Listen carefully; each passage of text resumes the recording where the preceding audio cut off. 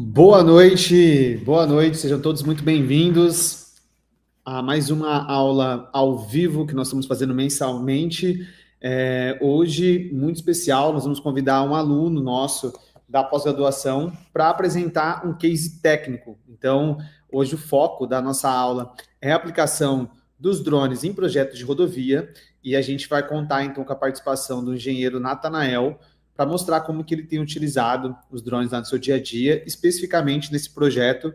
Então ele vai mostrar como foi ali as etapas do projeto, quais foram os resultados alcançados. Então a gente tem muita coisa para aprender hoje aqui, beleza?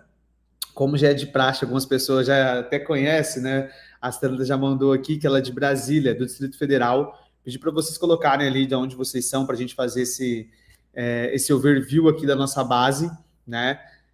Que hoje a gente, através da internet, a gente consegue alcançar aí muitas pessoas ao redor do Brasil. Então sejam todos muito bem-vindos. Vamos aguardar alguns minutinhos aqui para o pessoal ir chegando. E a dinâmica vai ser o seguinte: estou aqui só para fazer a intermediação, né? Quem vai apresentar vai ser o Natanael. Então, nesse início aqui, vou dar as boas-vindas para vocês, vou convidar o Natanael. Ele vai fazer a apresentação do case ali, dos resultados. E aí, na sequência, aliás, no final da apresentação dele, a gente vai abrir para dúvidas. E conforme vocês foram enviando as dúvidas durante a apresentação, eu vou estar fazendo a mediação. Então, vou estar pegando as dúvidas de vocês, selecionando aqui já no arquivo, para quando a gente abrir a sessão de perguntas e respostas no final da apresentação, eu já vou estar com essas dúvidas que vocês enviaram, beleza? Então, pode enviando as dúvidas ao longo da aula, que eu vou estar pegando essas dúvidas, já vou estar guardando ali, para quando chegar esse momento a gente passar para o Natanael. Maravilha?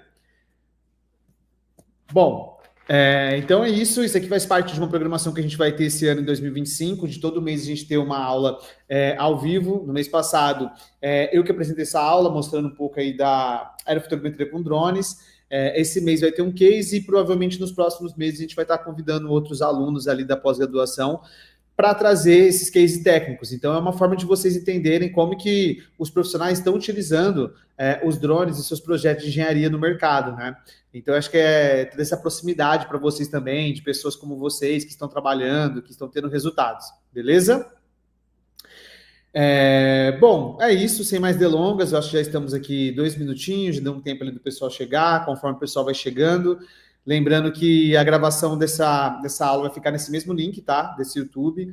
Então, assim que a gente terminar a transmissão ao vivo, já fica gravado nesse mesmo link que vocês acessaram. Então, para ver, de repente, alguém chegou depois, você quer assistir novamente, basta acessar o mesmo link. Beleza? É isso, então. Deixa eu convidar aqui, então, o Natanael. Boa noite, Natanael. Tudo bem? Boa noite a todos.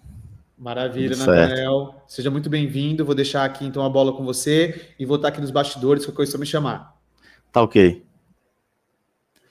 Bom, boa noite novamente. Vou fazer uma apresentaçãozinha de início só sobre um pouco da minha carreira até então, para quem está começando, tem curiosidade a respeito disso. Como o Manuel falou, meu nome é Natanael, eu sou engenheiro civil, formado aqui em Sergipe, pelo Instituto Federal. Me formei em 2018 e o meu acesso aos drones, propriamente dito, ocorreu assim que eu me formei, através de um colega de turma, que sempre foi vislumbrado com essa área de drones, mas antes a viabilidade era muito complicada, porque ainda era usado aerolevantamento com aeronaves tripuladas, e isso inviabilizava muito, principalmente para a nossa área aqui, que Sergipe é um estado, é o menor estado do Brasil. Aqui o pessoal ainda trabalha com a topografia de uma forma mais convencional, e isso em 2018 era ainda mais. Então, ele me convidou, assim que eu me formei em 2018, para conhecer um pouco sobre os multirotores. Eu não conhecia nada de drone na época, e aí ele me apresentou uma dessas imersões que a Dronenge fazia lá em 2018, e aí me convidou para fazer o curso de aerolevantamento. Ainda não tinha nem o curso específico de topografia digital com drones, era só o de aerofotogrametria com drones. Eu topei, nós abrimos a empresa que hoje eu e ele somos sócios, ele também é responsável técnico em engenheiro civil, Carlos Sandro, eu acho que eu não citei ainda o nome dele, mas ele é meu sócio, e aí nós fizemos o curso, e eu percebi que aqui no estado, a galera pergunta muito qual seria a maior dificuldade, o pessoal não conhecia nada da ferramenta, e tinha muita rejeição. Então, assim que eu terminei o curso, meu foco foi me especializar em uma forma de comprovação. Então, a gente fazia inúmeros levantamentos, inúmeros cases, para comprovar para cliente como é que essa ferramenta garantia de fato o que ela garante. Aí, isso foi em 2018, veio 2019, 2020 veio a pandemia, a gente usou 2020 e 2021 para se especializar muito na área de projetos de engenharia propriamente dita, que não era tão comum de se achar muito material na construção civil, por exemplo. A galera ainda não usava muito na agricultura, na agrimensura, mas na engenharia civil a gente via um pouco de carência disso. E aí, em 2021, a gente começou a trabalhar com projeto de rodovia, projeto geométrico, projeto de pavimentação, e aí usar o drone como apoio. E esse case já é um dos nossos trabalhos agora de 2024. Vocês vão ver, é um levantamento razoavelmente grande para os padrões daqui do estado, são 17 quilômetros. Para a nossa realidade, um levantamento feito unicamente dessa forma, 17 quilômetros já é razoável. E eu vou começar a compartilhar a tela, porque eu acho que fica mais dinâmico. Então, vocês vão ver, aqui é a sua apresentação, esse projeto, falar um pouco sobre... Tem alguns textos, mas vocês vão ver que eu sou bem prático, então eu vou dar o feedback que vocês vêm depois, eu vou fazendo a apresentação conforme realmente foi realizada. Então, qual era a problemática em questão desse tipo de levantamento? Nesse levantamento específico, o cliente precisava de um levantamento topográfico para a realização de um projeto básico de rodovia para tanto traçado geométrico quanto pavimentação. São 17 quilômetros. O trecho é um trecho bem íngreme. Eu vou aproveitar que a gente está compartilhando e vou abrir aqui no Google Earth esse levantamento. Eu acho que facilita. Se tiver com dificuldade de ver aí, mano, por favor, me dê um feedback, mas para que o pessoal conheça a área de interesse, é essa rodovia, uma rodovia aqui do interior, uma rodovia que ainda não está pavimentada, de 17 quilômetros, e o objetivo era levantar essa rodovia e fazer o projeto. Aí, como nós somos engenheiros civis e a empresa é de engenharia civil, a gente sempre se depara aqui na empresa, na Engedrone, com a seguinte problemática. A gente vai utilizar levantamento convencional, com o RTK, que é o que nós utilizamos, ou a gente vai fazer uma mesclagem que a gente mesmo desenvolveu dentro da empresa, entre a aerofotogrametria com drones e o modo convencional.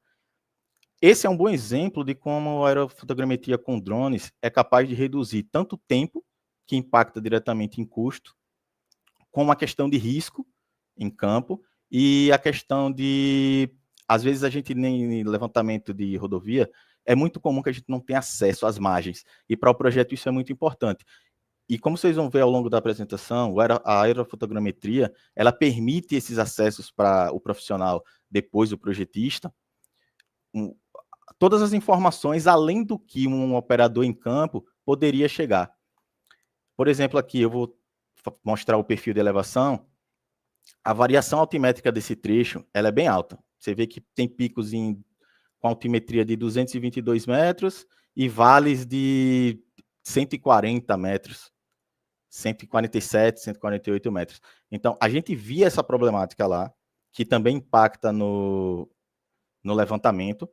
E quando a gente fez a precificação, a aerofotogrametria tinha em torno de 60% tanto do custo como do tempo. A gente levou de campo 4 dias para realizar esse levantamento, e a estimativa, se fosse para fazer no modo convencional, era algo em torno de 10 dias. Então, a gente conseguiu poupar 6 dias de campo nesse levantamento específico. Ele tem exatamente 17,34 quilômetros. Definido qual seria o método, ou melhor, a tecnologia empregada, nós decidimos empregar a aerofotogrametria, a gente decidiu traçar a nossa metodologia. Isso aqui é meio que um padrão para esse tipo de projeto, a gente aqui na empresa. Nós utilizamos os pontos de controle para melhoria da precisão, porque para um caso específico como esse, o ponto de controle é obrigatório para garantir precisões, como vocês vão ver, na casa de 1, 2 centímetros de erro na planimetria e 4 centímetros na altimetria. Isso é indispensável para projetos como esse, que tem uma dimensão muito grande. Nesse caso é longitudinal, mas em questão de área também. Para os exemplos que a gente trabalha aqui em Sergipe, é muito comum que a precisão seja necessária nesse nível. A gente utiliza aqui um receptor RTK para os pontos de controle. O nosso drone, a gente está trabalhando, para esse serviço, a gente utilizou o nosso Phantom 4 Pro, a gente tem um 4 Pro V2 Obsidian, não é esse da foto, esse é um outro que a gente tem, mas é o mesmo modelo da câmera, então o sensor é igual. E a nossa estação de trabalho, para quem tem curiosidade, eu vou mostrar no slide seguinte, e os softwares utilizados a gente utiliza para processamento dos dados aerofotogramétricos, o Metashape, que a maioria das pessoas conhece como Agisoft PhotoScan, era o nome que ele tinha antes, depois da atualização ele se tornou o Metashape, o Civil 3D como método para projeto e integração, vocês vão ver, eu vou abrir também o Civil para a gente dar uma olhada no projeto em si, no levantamento feito dentro do Civil. Usamos também o Global Mapper para apoio quando a gente sai do Agisoft. Para o Civil, a gente utiliza o Global Mapper para fazer uma integração entre eles, por causa do tamanho do arquivo. Só para, a título de curiosidade, o ortofoto desse levantamento, para quem já trabalha vai ter uma noção, e para quem não trabalha, eu vou fazer um parâmetro. Esse arquivo, ele está com 18 GB, só o ortofoto. Então, o Global Map a gente entra para poder fazer esse tratamento e diminuir para que ele fique mais trabalhável no civil. Então, para quem não tem muita noção de parâmetro da questão do tamanho do arquivo, imagine que uma foto 1 milhão de vezes maior do que uma foto 4K, mais ou menos. Então, a dimensão do projeto também influencia na questão da precisão, ou o cuidado, principalmente com o planejamento. E, por último, o AutoCAD, que é para finalização para os nossos clientes. Para não entregar o arquivo tão pesado do civil, a gente trabalha com a finalização no CAD.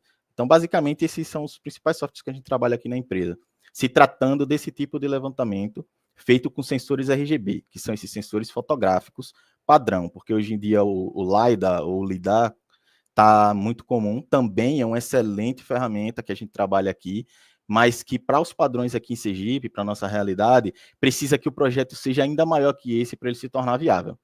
Ainda para esse tipo de situação, até 20, 25 quilômetros feitos de uma vez só, a gente prefere utilizar o sensor RGB por conta do custo, tanto da operação do drone, quanto do sensor e software. Definida a metodologia, a gente vai de fato para a execução e planejamento do voo. Essa imagem do meio que vocês estão olhando, eu vou abrir dentro do próprio Drone Deploy, que é o software de navegação autônoma que a gente utiliza. Ele tem essa cara aqui, para quem não conhece.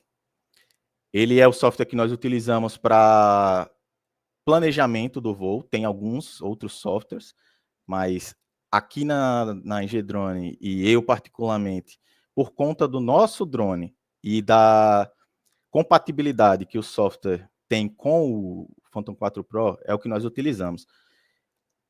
Um feedback de experiência, o software de planejamento, ele está muito mais ligado à compatibilidade, na minha opinião, muito mais ligado à compatibilidade com o drone do que, de fato, com as ferramentas, porque o próprio Drone Deploy, dependendo do drone que você está utilizando, ele tem as ferramentas que eu tenho ou não, e às vezes outro drone tem ferramentas que não está disponibilizada para o 4 Pro. Então é importante, todo esse estudo foi feito naqueles 2 anos lá da pandemia que a gente conversou, que eu comentei. Eu e meus sócios, Carlos, a gente começou a buscar os softwares e entender quais eram as soluções que eles nos entregavam. Então, voltando aqui para o planejamento. São 17 quilômetros. Nós setorizamos esses voos em voos de aproximadamente 1,5 km, 2 quilômetros. O GSD que nós utilizamos é em torno de 5 centímetros. Lembrando que lá a variação altimétrica da rodovia é muito grande e o drone deploy, hoje em dia o drone deploy permite que a gente faça o planejamento em modo corredor, que é esse modo onde o drone segue um eixo que você determina ao longo de toda a rodovia. Essa é uma ferramenta que o drone deploy já testou, retirou e hoje em dia voltou, mas que também pode ser feito em outros softwares e podia também ser feita de outra forma, é claro, mas a gente já conseguia fazer essa metodologia dentro dele mesmo sem essa ferramenta, mas essa ferramenta facilita muito, porque a gente consegue definir, por exemplo, a largura. Nesse caso, a gente definiu 80 metros, essa largura parte do eixo para a borda. Então, se a gente aproxima aqui, essa linha verde é o percurso do drone, para que a gente não tivesse os 17 quilômetros, o drone percorrendo por um lado, a gente tendo que se deslocar, fazer troca de bateria, e até o final da rodovia e voltar acompanhando o drone, essa é uma estratégia que a gente já traça há alguns anos, uns 2 anos mais ou menos, que é de setorizar. Então, nesse levantamento, a gente setorizou em torno de 1,5 km a 2 km. Nós tivemos aqui 11 trechos e alguns complementos que ocorreram nesse levantamento específico. A altura de voo, 168, como eu já falei, 5 centímetros. Por que 5 centímetros? De GSD. Né? Para quem talvez chegou nessa live e não está muito inteirado sobre os termos, GSD seria o tamanho a projeção da realidade no pixel. Um pixel é equivalente a, nesse caso, 4,8 centímetros quadrados, mais ou menos. A gente trabalhava com 7,5, mas nesse caso, isso é uma especificação desse cliente da gente. O 7,5 também é excelente, porque melhora muito a produtividade, mas ele pede uma acurácia visual. A acurácia visual que eu me refiro é a capacidade de visualizar detalhes, que por conta do nosso sensor, a gente é obrigado a baixar um pouco a altitude para ter essa precisão. Feita a programação, vamos para campo. Como eu disse, ponto de controle. Nesse levantamento, a gente utilizou, como nessa foto à direita, pontos de controle tanto pintados, que são excelentes, mas em situações que existe asfalto, por exemplo, trechos específicos, e em situações que não temos asfalto, ou não temos um pavimento, ou emboço que permita essa pintura, a gente utiliza pontos alternativos, como a gente utiliza o pó, fazendo... Eu vou mostrar isso no AGIS, caso alguém tenha curiosidade, mas a gente faz um X com o pó e aí consegue apontar. Nesse levantamento especificamente, o planejamento, vou voltar lá para o Earth para a gente dar uma olhada como foi feito, que eu desativei. Foram planejados 167 pontos, cada um desses pontos eles estão em torno de 80 a 120 metros de distância entre eles. Mas aí é a importância do planejamento. Esse é um planejamento prévio, feito com base no Google Earth e na diferença altimétrica. Porém, em campo, quando a gente encontra uma situação muito específica, a gente, já por uma questão de experiência de escritório, a gente aponta alguns pontos além do que foi planejado. Então, foram planejados 171 pontos, mas como vocês veem aqui na apresentação e eu vou mostrar no AGIS, no total foram 196 pontos. Então, a gente acrescentou aí mais alguns pontos, todos eles coletados com RTK. A base do RTK, nesse tipo de levantamento, é uma questão também para quem está começando nessa área de levantamento de rodovias, que é um ponto um pouco diferente de levantamento em área, onde a gente consegue posicionar a base mais próxima do centro da área, para que ela tenha uma abrangência maior. Nesse caso específico de rodovia, a base se desloca junto, a base do RTK na coleta dos pontos se desloca junto. Então, também é uma peculiaridade do levantamento de rodovias e que impacta na decisão do método, porque a base RTK ela precisa estar durante um tempo parada, e depois a gente faz o PPP disso, que é uma correção junto ao IBGE. No outro dia a gente implanta a base, corrige novamente ou utiliza ela corrigida. Isso demanda algum tempo, principalmente nesse tipo de levantamento de rodovias. Fizemos os voos, tivemos 1.112 fotos coletadas, e aí partimos para o processamento dentro do Agisoft, com essas informações de pontos de controle e as imagens georreferenciadas. Vejam que um levantamento como esse longitudinal, com 17 quilômetros e 168 metros de altura, nós tivemos aí em torno de 1.112 fotos. Isso, durante a precificação lá, que eu falei lá atrás na decisão da metodologia, também impacta. Claro que isso vem com experiência, a gente não sabia que teria 1.112 fotos, mas a gente tinha mais ou menos uma ideia de quantas fotos seriam e sabíamos que seria mais ou menos em torno disso de 1.000 fotos. O próprio Drone Deploy ele dá uma estimativa e isso impacta o seu tempo de processamento na definição do melhor tipo de serviço. Durante o processamento, aqui é só uma curiosidade sobre a nossa máquina. Eu vejo que, eu sou, como o Manuel falou, aluno da pós-graduação, a galera tem muita dúvida sobre a máquina. Um feedback pessoal, tanto meu quanto do meu sócio aqui, da Engie Drone, quando a gente foi montar, a preocupação sobre a máquina que ia trabalhar era muito grande.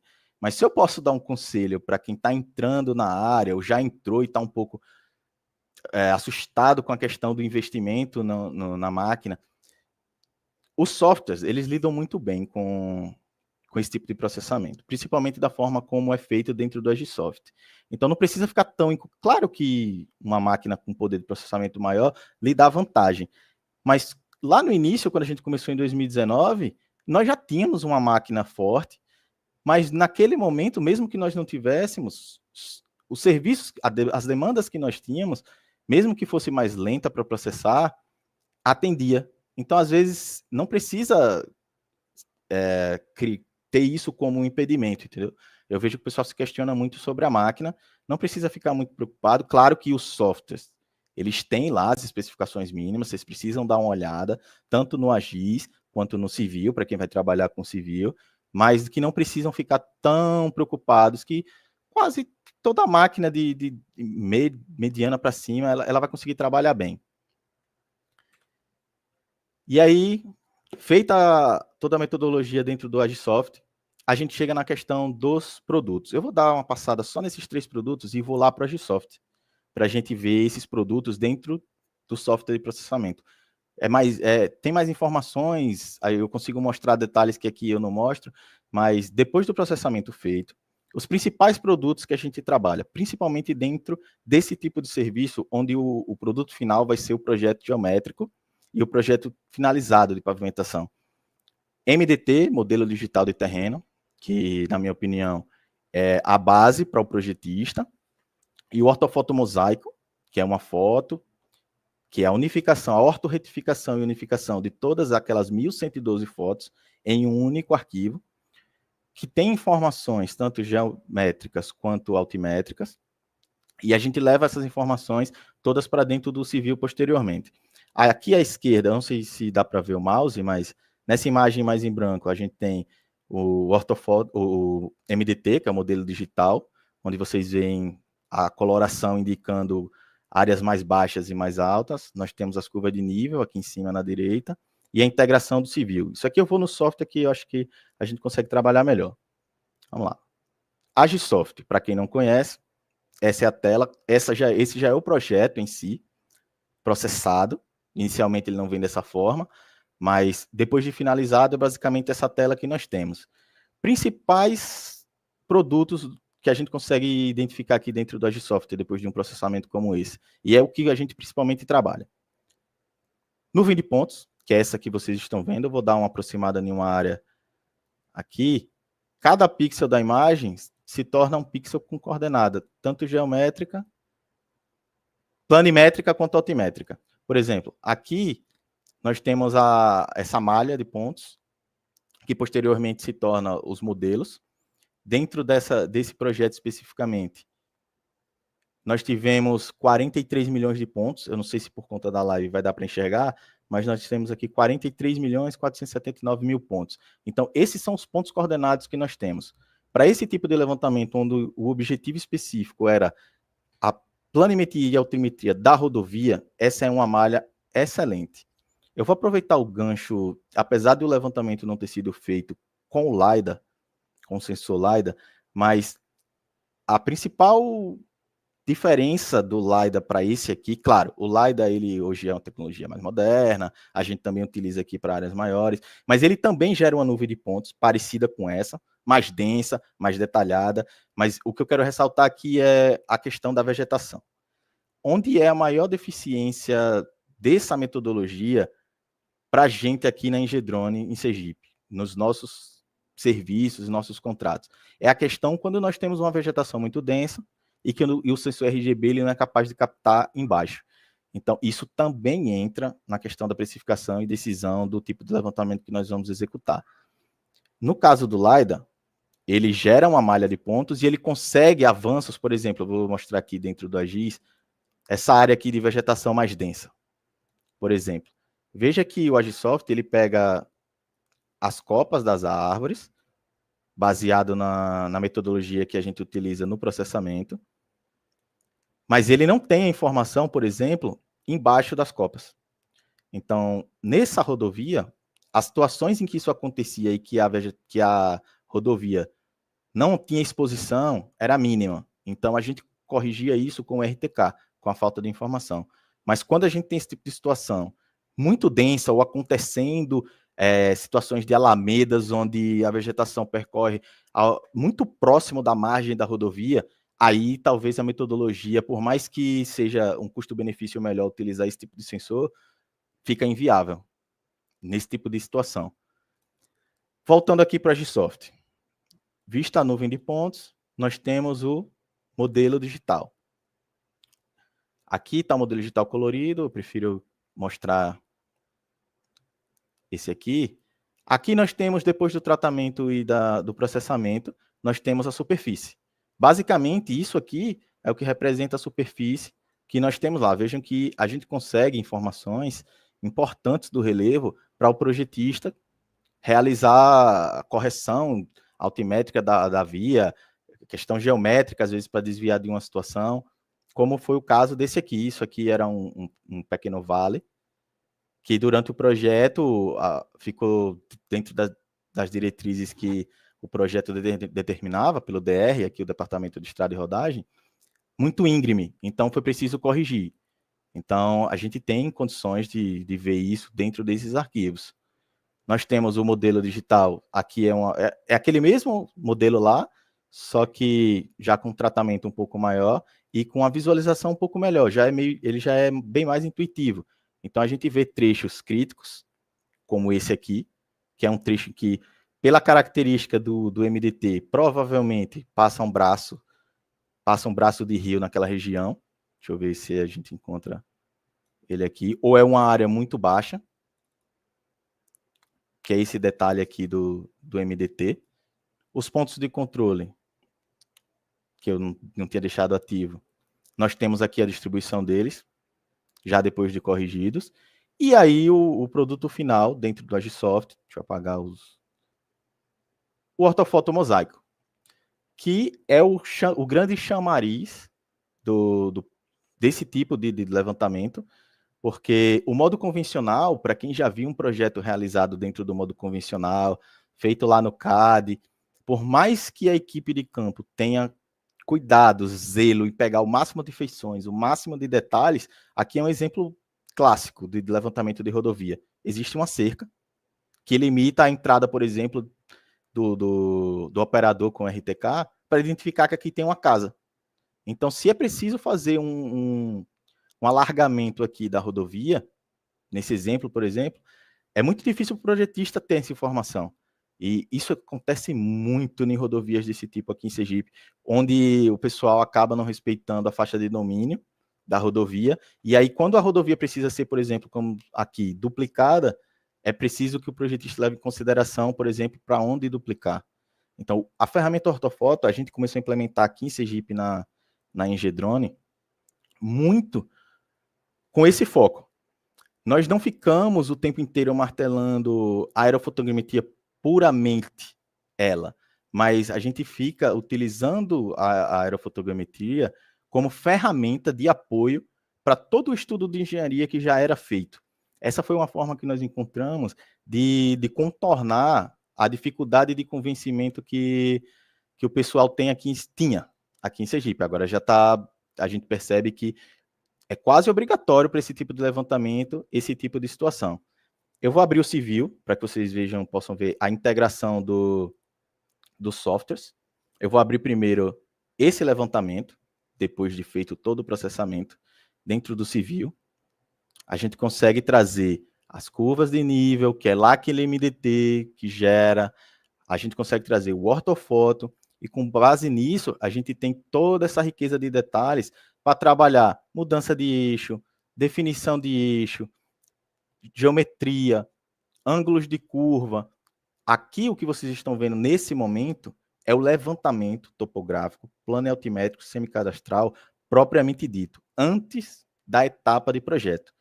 Essa, quando a gente fecha, por exemplo, o contrato para o levantamento, mas não para o projeto, esse é o tipo de produto que a gente entrega, já com os pontos levantados. No caso de rodovias, tem a especificação de seções que a gente entrega a cada 20 metros, é uma obrigatoriedade dentro da topografia para esse tipo de situação, e que você pode tanto coletar ela dentro do MDT, do modelo digital, por conta da precisão garantida, como pode coletar também em campo. Fica a critério e necessidade da equipe. A gente aqui faz uma mesclagem entre sessões mais espaçadas coletadas em campo e sessões coletadas em escritório, quando nós temos a precisão realizada como esse levantamento. Nesse caso, nós tivemos o levantamento e projeto. Aí, nós vamos para a etapa de projeto. Dentro do projeto, já com o ortofoto, aqui o ortofoto está desligado, deixa eu ligar ele rapidinho. Pronto. Nós temos as informações, tanto os visuais, que o ortofoto é capaz de entregar, as informações visuais que ele é capaz de integrar, quanto as de projeto. Aí sim, já projeto, com estaqueamento, com informações de curva, de eixos e de trechos retos. Então, todo esse projeto foi feito baseado lá naquele levantamento. Esse é mais um exemplo que nós temos de levantamento de rodovia e projetos geométricos. Esse aqui que eu estou aberto, nesse caso, um cliente nosso nos solicitou o levantamento e ele queria realizar o projeto. Então, ele que foi lá e realizou esse aqui específico. O outro do case que nós fizemos, o produto final era o levantamento topográfico, que servisse de base para um projeto como aquele outro, que eu acabei de mostrar. Tá? Então, os produtos gerados eu mostrei lá no softwares, eu acho que ficou um pouco mais dinâmico, mas aqui só são detalhes e as bases que nós implantamos em campo. Outra característica também desse tipo de levantamento, que são as bases implantadas. Quanto mais bases implantadas você tem, mais tempo você precisa de campo. Entretanto, maior é sua malha de bases para que você possa coletar os pontos de controle. Então, a gente, nesse levantamento, nós fizemos 12 bases, salvo engano. Também é uma questão importante, porque você até pode deslocar coordenada, transferência de coordenadas dentro da topografia, mas a gente, para esse tipo de levantamento, como a gente queria um erro muito baixo, a gente não saiu projetando o erro e somando ele a cada nova transferência de coordenadas. Então, a gente costuma trabalhar com as bases mesmo, PPP, BGE, e entrega ao cliente isso em loco, que é o exemplo que eu dei aqui no detalhe. Aqui são os modelos que eu mostrei lá dentro do AGIS, da nuvem, em prints. E aí a gente chega na precisão. A precisão desse levantamento especificamente foi de, como vocês podem ver aqui, o erro em X e em Y em torno de 1,7 centímetro e em Z, que é a altimetria, de 4 centímetros. A questão aqui, para quem não está familiarizado com essa tabela, é que é uma das formas de processar esse tipo de levantamento, a aerofotogrametria, de forma geral, que é o que é comum a gente ver nos cursos da própria Dronenge, na pós-graduação, a gente trabalhar com pontos de verificação e pontos de controle, justamente para ter essa verificação posteriormente do erro. As duas tabelas em questão aqui são os control points e os checkpoints, são os pontos de controle e os pontos de verificação. Mas o que a gente costuma verificar é o erro total, e para casos como esse que vai ser para projeto, o erro individual, por exemplo, altimetria. É muito comum que projetos tão longínquos assim, eles costumem trazer um erro altimétrico maior. Então, aqui a gente já tem uma certa experiência com esse tipo de levantamento, a gente já faz ele há 2 anos, a gente consegue baixar esse erro, percebendo características em campo, principalmente altimétricas, que faz com que a gente consiga mitigar esses erros. E nos permite, por exemplo, como um levantamento como esse, captar pontos de forma digital e não coletados em campo. Esse levantamento, para o cliente, atendeu perfeitamente, que a necessidade dele para um projeto básico era de 8 centímetros, mais ou menos.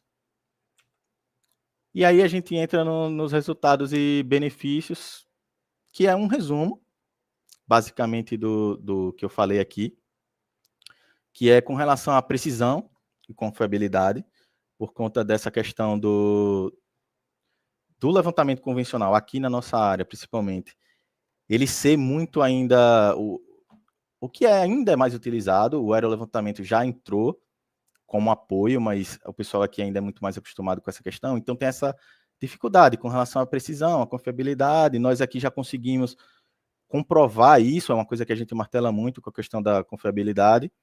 A rapidez, esse levantamento, quando nós fizemos a precificação, a gente conseguiu reduzir, por fazer em aerolevantamento com esse tipo de sensor, a gente teve uma relação de 70%. Ou seja, a gente economizou 70%, tanto tempo de equipe, quantidade de equipe, tempo de processamento e custo, que é tempo é dinheiro, e quanto menos tempo em campo, maior nossa redução de custos. A questão da segurança, que também é muito comum em situações de risco, como eu mostrei ali, a situação específica não permite que a gente entre em áreas de propriedades particulares, e o aerolevantamento lhe dá essa capacidade de trabalhar com informações que nós não conseguiríamos, a não ser que prevaricasse segurança, e aí não é o caso. E a melhoria da qualidade do projeto. A qualidade do projeto, a que eu me refiro, está muito ligada a essa extensão que nós temos com o ortofoto, de trabalhar áreas que a gente não teria acesso.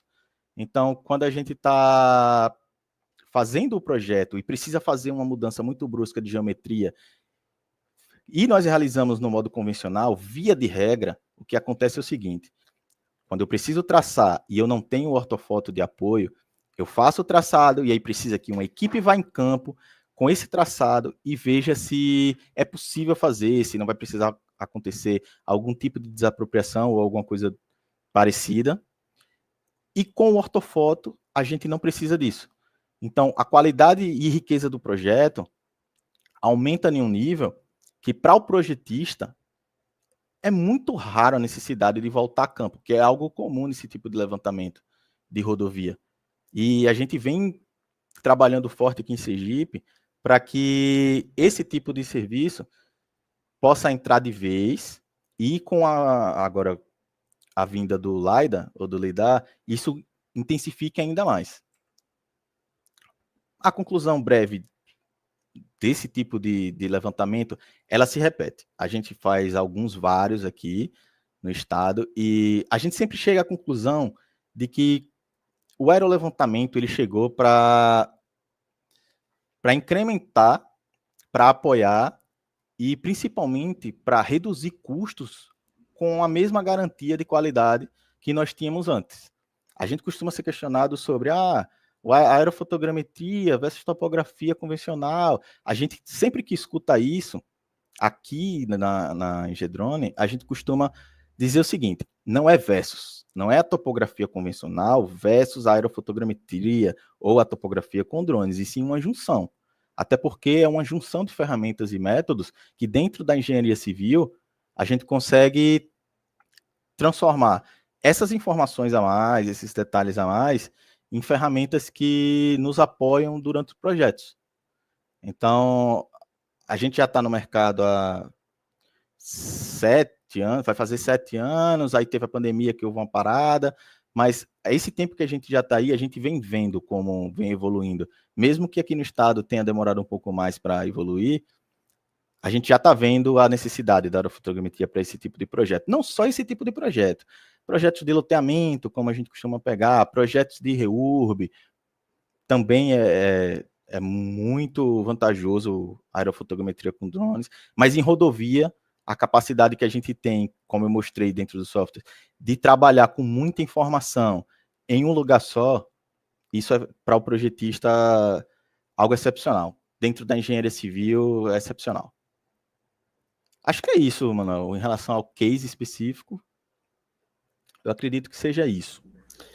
Maravilha, Natanael, muito bom, acho que ficou bastante claro.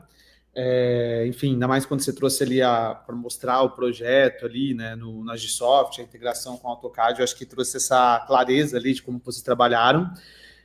Tem algumas dúvidas do pessoal aqui, e eu também tenho uma dúvida. A primeira que eu separei aqui, você comentou que nas regiões onde teve a influência ali das árvores e tal, que vocês, né, não conseguiram coletar pontos ali por conta que a própria vegetação acaba interferindo ali. E vocês falaram que utilizaram o RTK. Então, vocês têm uns pontos gerados através da aerofotogrametria e tem uns pontos gerados através do RTK. Em qual plataforma vocês juntaram esses dois dados? Civil. No civil. Civil. O civil, a gente simplifica um pouco a nuvem que vem do Agisoft. Eu não vou trabalhar com 43 milhões de pontos dentro do civil, senão fica intrabalhável. A gente dá uma suavizada para trabalhar dentro do civil, e aí em trechos específicos onde a vegetação está muito densa, a gente faz uma limpeza dessa área dos pontos que vieram das copas, por exemplo, os pontos vêm de uma virtualização do solo, já que não foi capaz de captar de fato, a gente exclui esses pontos e trabalha mesclando os pontos que coletamos do RTK. E aí eu suavizo tudo isso dentro de uma única nuvem, e aí ela volta a ser a nossa nuvem base. E assim a gente vem trabalhando com o processo mesclado. Perfeito. Aí, através dessa nuvem de pontos base que você mesclou, a aerofotogrametria e o RTK, é onde vocês criam superfície, aí depois criam as curvas de nível e tudo mais. Exato. Depois da nuvem toda tratada, corrigir esses pontos específicos, aí é que a gente começa o projeto. Perfeito. Então, aí já responde, acho que a dúvida aqui do João Vitor, que ele perguntou se as curvas foram geradas no Agisoft ou no Civil 3D. Não, elas foram geradas dentro do civil justamente por essa característica. Como a gente utiliza a malha final, o MDT final que a gente utiliza, ele tratado já posteriormente com essa mesclagem, a gente precisa gerar as curvas lá dentro do civil. Embora o AGIS gere, mas para esse caso específico, a gente trabalha dentro do civil. Perfeito. Isso acho que foi muito legal isso, assim. Eu acho que esse é um ponto importante, eu acho que da apresentação ali para a gente extrair com o aprendizado, né? De pegar uma limitação que uma tecnologia tem, que todas as tecnologias têm sua limitação e têm sua aplicação, conseguir compensar com outra e explicar ali como que vocês trabalharam em conjunto com esses dados ali, né? Aí, uma outra dúvida aqui foi do Emerson, outro aluno aí nosso da pós-graduação. Ele perguntou se o DR de Sergipe possui alguma instrução de trabalho indicando que essa precisão altimétrica é aceita. Pergunta isso, pois a grande maioria dos DRs ainda exige nivelamento e contra-nivelamento geométrico. Nesse caso, desse projeto específico, o nosso cliente não é o DR de fato. É um projetista que vai trabalhar em cima desse tipo de trabalho.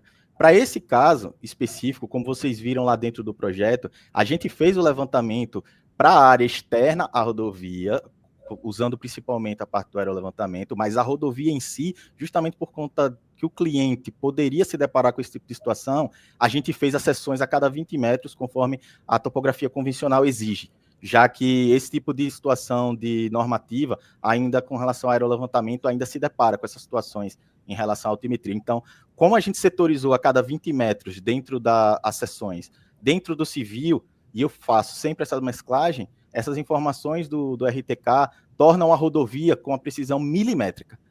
Por que aqui dentro do case a gente não diz, a precisão é milimétrica? Porque tem situações externas à rodovia que é puramente ortofoto, ou seja, aerolevantamento. E aí a precisão é aquela de 4 centímetros. Mas a rodovia para o cliente que vai trabalhar em cima do projeto, as sessões é feita de forma milimétrica. É uma forma de mitigar isso. Então, aqui a gente já está acostumado com essas situações em que tem situações em que o órgão, tem situações que é o cliente que se depara com o erro, eu preciso do erro milimétrico. Aí a gente faz essa integração. Como? Da mesma forma da questão da copa. O civil, para quem está mais habituado, a gente consegue trabalhar dentro dele de inúmeras formas. Uma delas é com linhas obrigatórias, por exemplo, que a gente consegue traçar ali nas margens e determinar que, ó, dentro dessa área, a gente vai trabalhar 100% com pontos do RTK, que a gente tem 2 milímetros de erro, já para mitigar esse tipo de situação. Uhum. Não, perfeito, ótimo.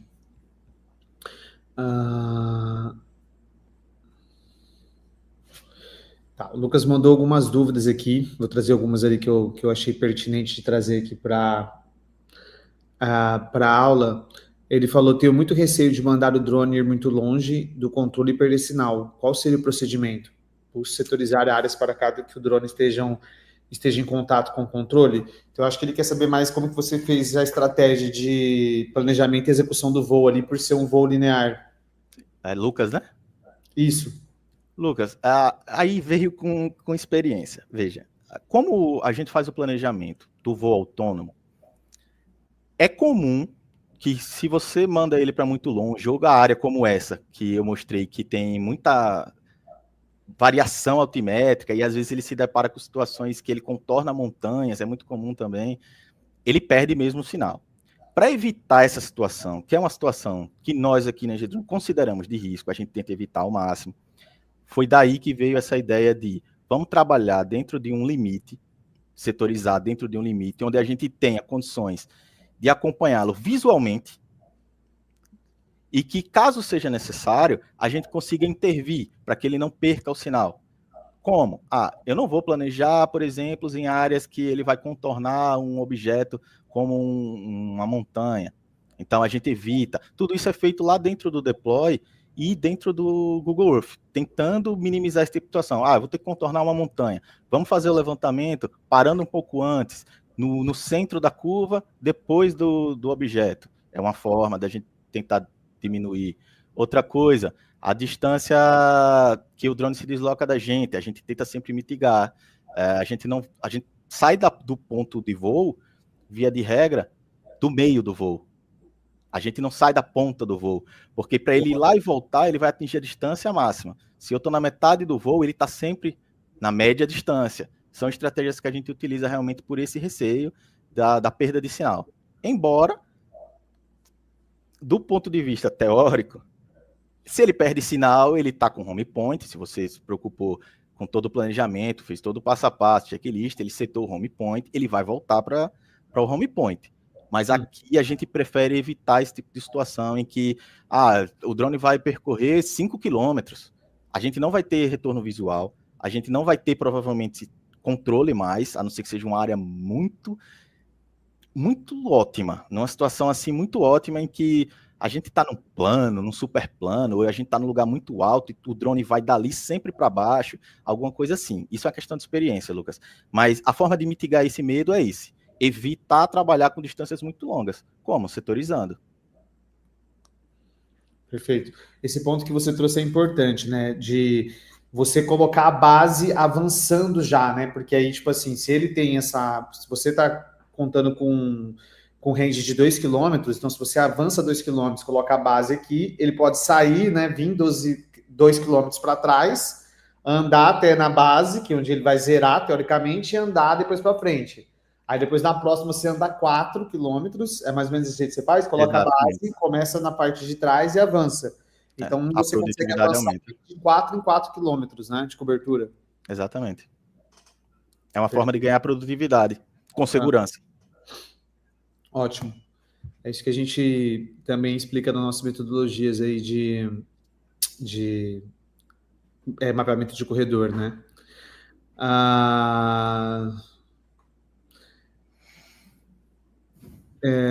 Lucas fez algumas perguntas aqui que fogem um pouco do tema técnico que a gente trouxe, e aí ele trouxe uma aqui que se você já perdeu algum drone. Olha, nós somos, aqui na Engedrone, tanto eu, Natanael, quanto o Sandro, nós somos engenheiros civis. Na engenharia civil, pelo menos aqui, a gente costuma ouvir uma coisa sobre prédios, fazendo uma analogia. Pode tombar, pode entortar, só não pode cair.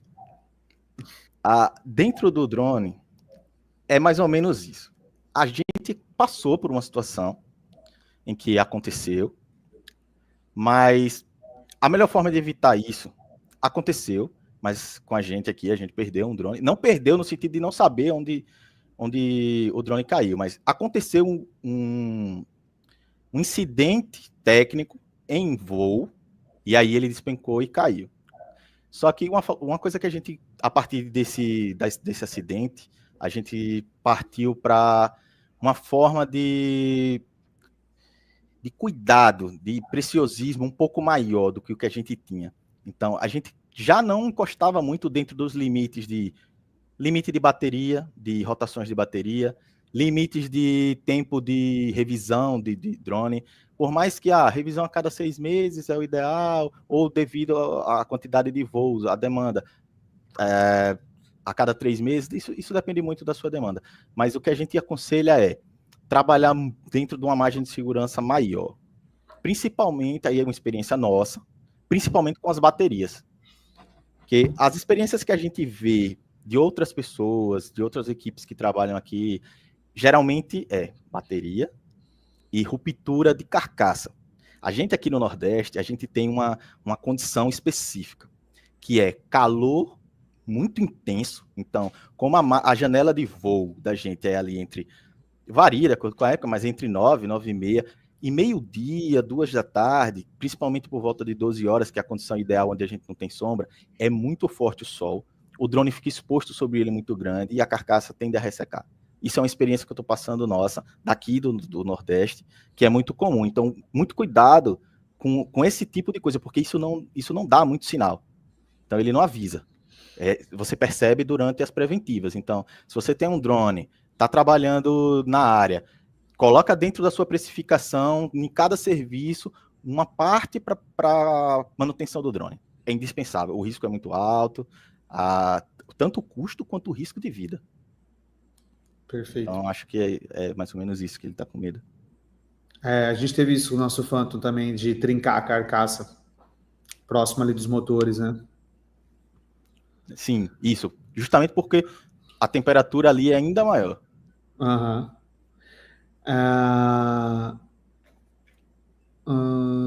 Deixa eu ver aqui. O Odinei Freitas tem uma dúvida que é levantamento de 140 quilômetros. Deixa eu ver se eu entendi. Dá para usar 5 bases com N-Trip e drone com RTK integrado? Pontos de controle a cada 1 quilômetro? Eu não entendi 5 bases com N-Trip. Qual a finalidade disso, assim? Mas, enfim, é uma outra metodologia, né? Vocês acabaram optando pelo ponto de apoio ali na correção, vi que vocês utilizaram bastante ali. Sim. Como vocês fizeram? Colocaram um ponto a cada 1 quilômetro? Não, esses pontos estão a cada 100 metros.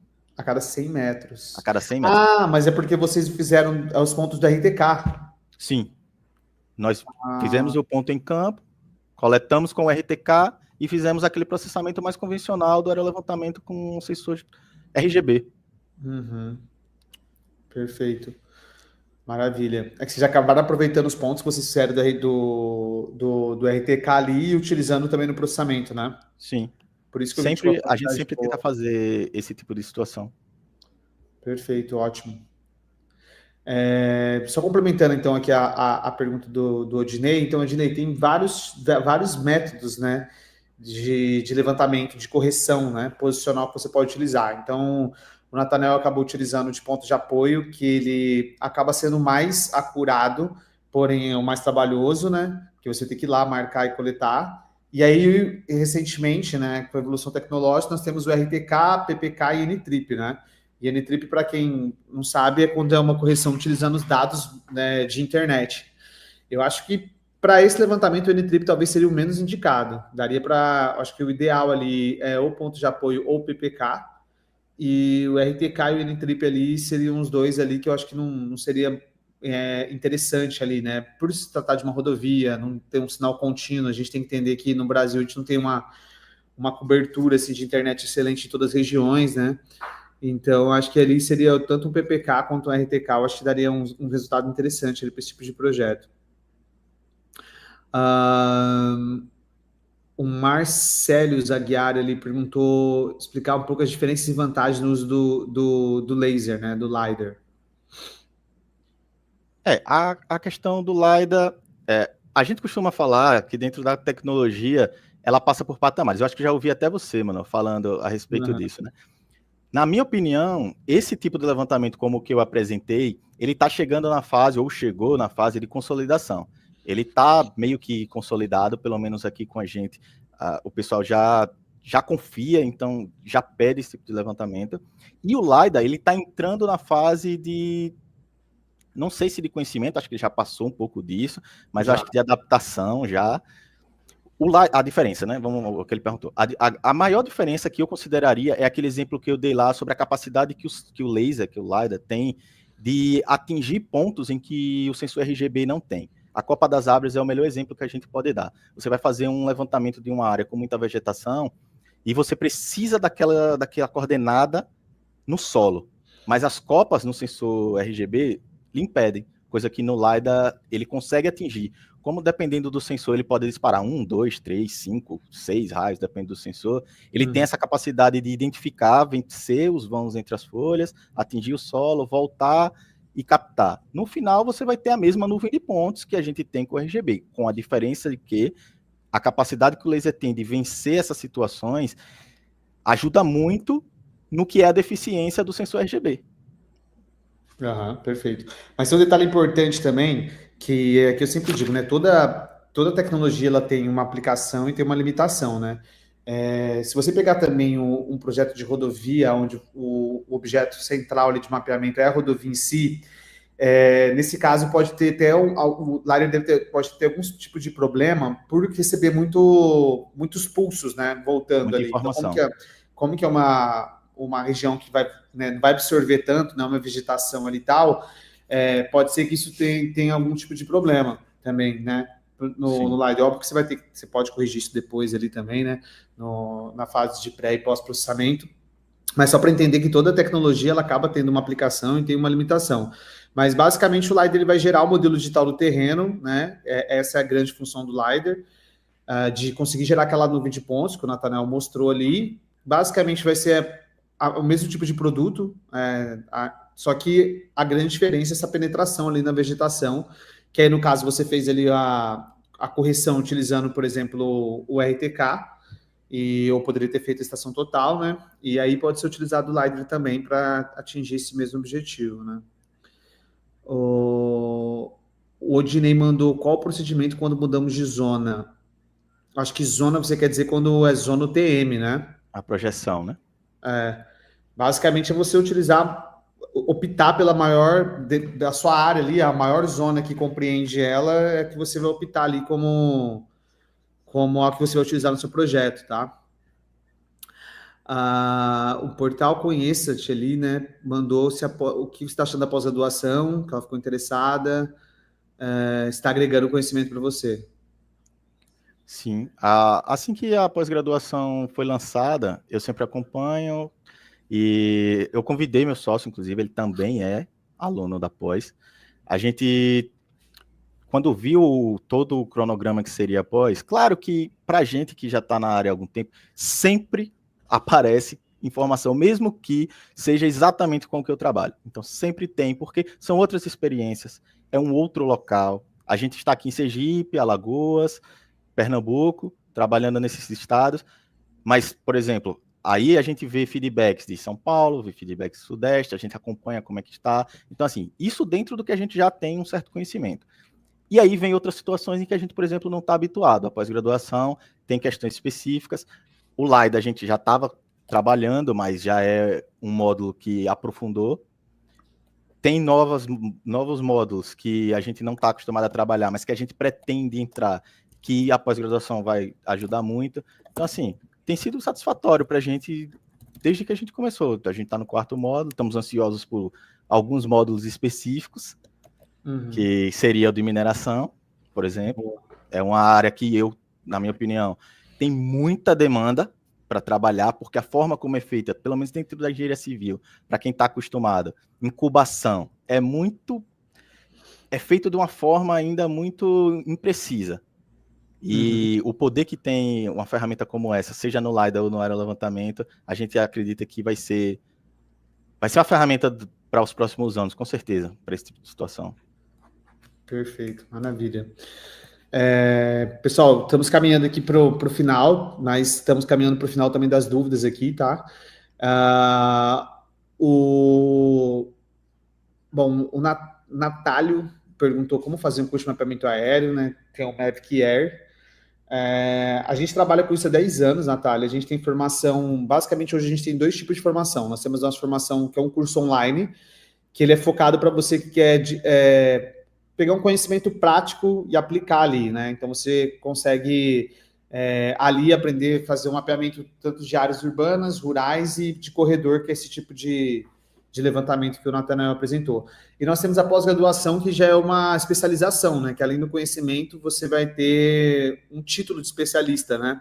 Em aerofotogrametria com drones. E aí a pós-graduação ela tem algumas disciplinas específicas que a gente convidou para fazer parte aí do corpo técnico. Então, nós temos aplicação em meio ambiente, em cidades, em mineração, em agricultura,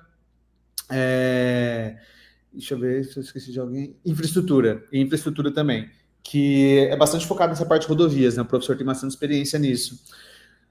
Então, é uma pós que ela, além disso, também tem as disciplinas gerenciais, né? Então, depois de fazer toda a parte técnica, tem a parte de precificação de projetos, a parte de comercial e a parte de, deixa eu ver, projetos, comercial e gestão de projetos. Gestão de projetos, precificação e a parte de gestão comercial, que são 3 disciplinas ali que, da nossa experiência de 10 anos, isso faz muito diferença, principalmente para quem é autônomo, para quem é empreendedor ali e tal, que é onde você consegue unir os melhores dos 2 mundos, ou seja, você ficar bom tecnicamente e você conseguir estruturar ali, porque as pessoas sempre perguntam, né? Dá dinheiro? Dá, desde que você consiga precificar da forma correta, gerenciar o projeto para não ter prejuízo e conseguir entregar no prazo, e você conseguir também fazer uma gestão comercial para você conseguir prospectar projeto, porque não adianta você ser bom tecnicamente se você não consegue projeto para você executar, né?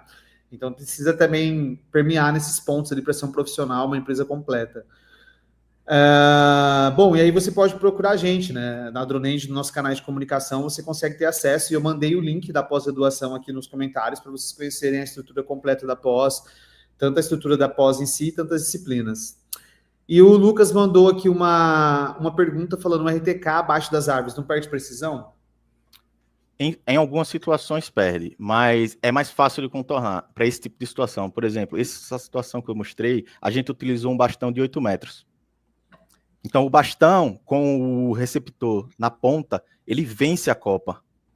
Árvores muito altas. Aí, a gente não pegou uma situação como essa, eu não posso garantir como é que eu solucionaria, mas a gente costuma, por exemplo, se não dá para pegar com o RTK, agora eu estou supondo aqui, tá? Mas eu não passei por essa experiência. De, por exemplo, uma árvore que eu não consiga vencer com esse bastão, ou que só dele se aproximar da copa, às vezes ele já consegue captar. Mas eu, por exemplo, a estação total. Perfeito. A estação total resolveria esse tipo de situação e eu coletaria os pontos ali. É claro que aí entra naquela questão. Precificação, tem que ter visual, tem que ver até que ponto é viável. Talvez isso inviabilizasse, por exemplo, o uso do RGB e eu precisasse utilizar o LiDAR, se eu quisesse manter o aerolevantamento. Sim. Esse foi um exemplo. Perfeito. Aí você poderia também, por exemplo, alugar um LiDAR, né, terceirizar, enfim, depende. É o que a gente faz aqui. A gente tem feito isso quando a demanda, a gente chega à conclusão que o LiDAR é melhor, mais viável, a gente aluga. É isso. E é o que eu sempre explico para os alunos também, né? Tudo depende muito da demanda e de ali. Você não vai comprar um LiDAR se você não tiver uma demanda constante que faça pagar esse equipamento, né?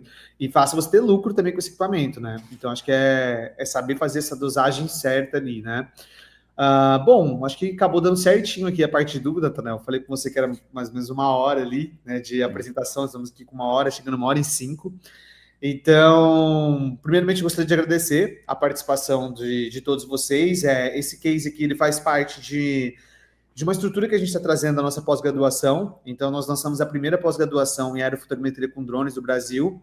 O Natanael é um dos nossos alunos, então a gente já fez o lançamento aí da primeira turma. Temos aí um grupo bastante movimentado no WhatsApp, ali o pessoal troca bastante figurinha, troca bastante ideia dentro do WhatsApp. Eu acho que isso que é um dos grandes diferenciais da pós, além, obviamente, do conhecimento técnico ali, Eu já dei aula numa pós-graduação, então eu tomei o cuidado ali na hora de fazer a curadoria do conteúdo, de trazer bastante, convidar profissionais que atuam no mercado, para a gente conseguir ter um conteúdo técnico validado na prática, com quem já de fato está utilizando. Então, bem parecido com essa dinâmica que o Nathanael trouxe, ele pegou um projeto real dele, está trazendo para vocês ali como que ele trouxe essa solução e quais foram os resultados que ele trouxe.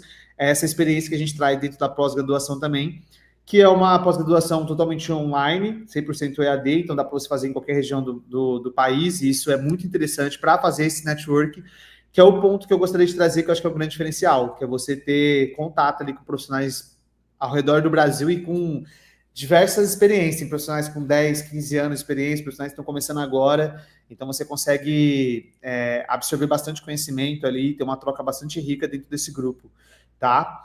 E aí a gente também tem encontros presenciais, que não são obrigatórios, mas que vão acontecer em São Paulo, capital, que é para ter um dia de campo, conhecer as novas tecnologias do mercado, novos tipos de drones, novos sensores e também fazer esse network presencial. Então, caso você tenha interesse, eu deixei um link aqui para você acessar ali a página da pós com todas as informações da estrutura, da disciplina e tudo mais. E nesse link você pode se cadastrar para ser atendido pelos nossos consultores aqui, para te ajudar na realização da sua matrícula, tá? Então, basicamente é isso, Nathanael. Muito obrigado, cara, por ter topado participar, por ter tirado um tempo, por ter mostrado aqui um projeto. Tenho certeza que isso somou bastante aqui para quem participou. E vou deixar aqui os segundinhos finais aí para você, enfim, falar o contato da sua empresa, compartilhar ali para quem de repente precisar do seu serviço. Ok. Eu agradeço a oportunidade. Quando você colocou lá que alguém queria participar, eu já vinha pensando com o meu sócio em fazer algo do tipo, do case, porque quando a gente começou, lá em 2019, você mais do que ninguém sabe, 2019 até que já estava, né, já tinha algum tempo, mas aqui a gente não achava material que direcionasse tanto para a engenharia civil de fato. Então, hoje já tem cursos específicos, vocês com os cursos, com a pós, tratando especificamente dos trabalhos técnicos. Então, hoje, compartilhar esse tipo de experiência e, às vezes, um detalhe, a gente levou 1 ano, 2 anos para entender, e aí eu queria compartilhar isso com todo mundo, agradecer. Caso alguém queira, seja daqui ou queira algum tipo de trabalho remoto, podem nos encontrar tanto no Instagram, como eng.drone, ou por e-mail, engedronebrasil@gmail.com. Pode entrar em contato, quiser tirar alguma dúvida, tiver alguma dúvida que eu vejo que o pessoal tem muito, principalmente quem ainda vai entrar na área, tem muito medo, a gente teve. Eu costumo dizer que da dupla aqui, eu e meu sócio, ele é mais a cabeça empresária. Ele é mais arrojado, a ideia foi dele no início. Eu tinha o mesmo receio que todo mundo que está com medo tem. A mesma pergunta que você fez, será que dá para ganhar dinheiro? Mas é exatamente o que o Manuel falou, dá para ganhar, desde que você seja cuidadoso com a precificação. E uma coisa que aí é uma opinião minha, Nathanael, e um conselho é foquem muito na qualidade do produto. Porque quando você está com um produto com uma qualidade muito alta, é muito difícil de o preço não compensar para o cliente, desde que ele entenda. Então, a maior dificuldade que a gente teve no início e que a gente mudou de patamar quando entendeu, foi entender a necessidade do cliente e não simplesmente dizer que a ferramenta é capaz de solucionar, mas como. E aí é isso, é estudar, se aperfeiçoar e assim que puder, montar o seu case. É a melhor estratégia que eu posso passar como conselho, assim, para quem no início também teve um pouco de dificuldade para entrar no mercado. Aproveitem o fato de que hoje o pessoal está aí já conhecendo muito as ferramentas, que já é uma mão na roda, e mete a cara. É isso aí, tem que desbravar, não tem como, né? Que nem para andar de bicicleta, tem que montar em cima da bicicleta, vencer o medo e pedalar, né? Exatamente. Não tem como ser de outra forma. Nathanael, é isso, muito obrigado. Agradeço a vocês também que estiveram com a gente aqui. Desejo a vocês uma ótima noite, um ótimo final de semana. Nos vemos aí na nossa próxima aula ao vivo, que vai ser lá no mês que vem. Até breve. Até.